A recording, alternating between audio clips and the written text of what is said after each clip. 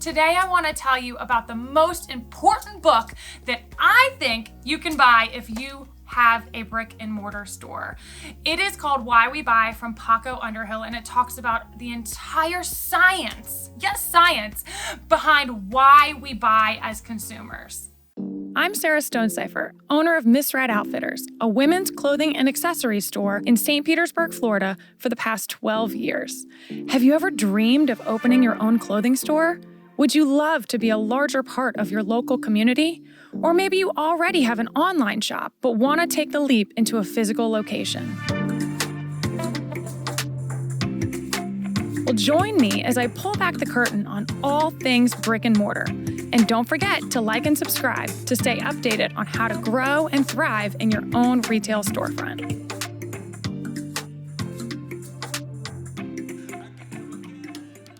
One of the questions I get asked all the time is, what's my favorite business book? Such a general term because there's thousands and thousands, millions probably, business books out there.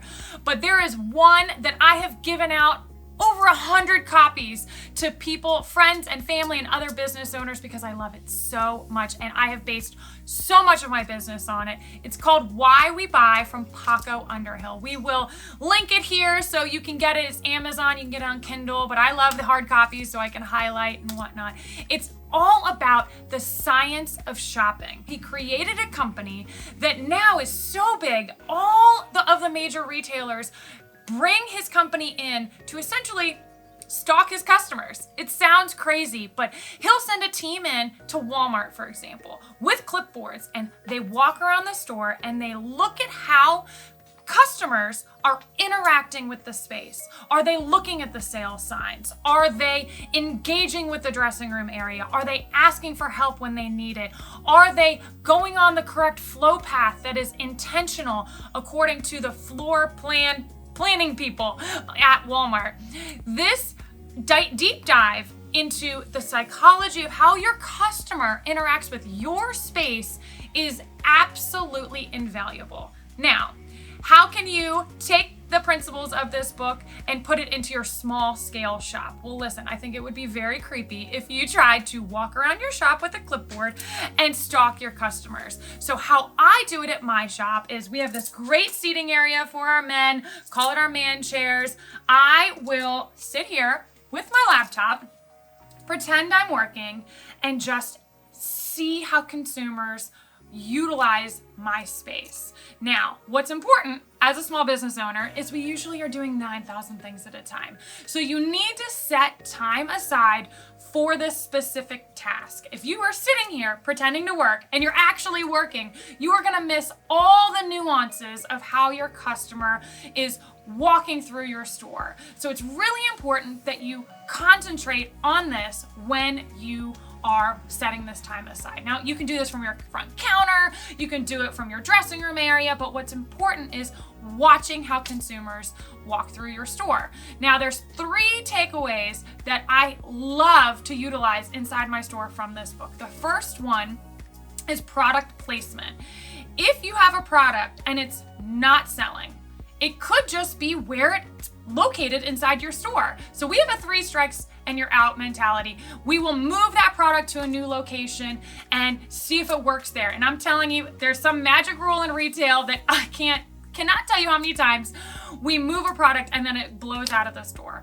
But if it doesn't, it still doesn't work, we will move it a 3rd time. And after that 3rd time, if it's not working, it goes on sale and we're gonna find a product that is going to be work with our customer. Don't be scared to cut the fat and start over. Secondly, signage. Signage is huge, but if your customer doesn't see it, it's worthless. So we love to see where people's eyes are going. Good example, if you have a sign, for example, we have kimonos in our store for $42 on a rack, and we were having a problem that all day long, customers were asking us how much the kimonos were, and it was driving me crazy. So we started playing around with where the sign was, moved it over, moved it down until we hit that sweet spot and customers weren't asking anymore.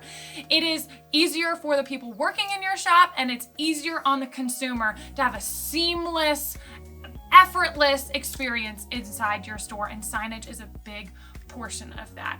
And lastly, really look at how your customer feels in your space. If you watch your customer and the minute they walk in the door, they're tense up, they feel, uneasy, you're doing something wrong. We're selling clothes. We are not doing rocket science. Maybe you're selling olive oil. Maybe you're selling dog treats. It doesn't have to be clothes. But at the end of the day, retail therapy is a real thing, and you want your customers to feel so comfortable inside of your store. So if they're not, there's a lot of ways you can change. Maybe there's too much product on your floor. You need to take some of it off and really let your customer see the products that you have instead of just throwing it all out there. Maybe you don't have enough product on your floor, and so they're tense because they're frustrated. They don't have enough to choose from. Maybe the lighting is bad. I went through probably 20 different light bulbs inside my store before I found the correct one. Even our white on our walls, it's called Bistro White. I get it at Lowe's. It's, in my opinion, warm enough that it is cozy, but not in a yellow way, still cool toned, but it doesn't feel like a hospital. There's so many things that you can change until you get it right. Let your customer be at ease in your store, and they will spend more time and eventually spend more money inside your store as well. So I highly recommend you pick up a copy of Why We Buy, Paco Underhill. Again, we will link it below. It's my favorite book. You will learn so much about retail of every kind. And thank you so much again for joining me on my channel. If you have any questions, please comment below. I love to help everyone out there. And don't forget to like and subscribe. And we'll see you soon.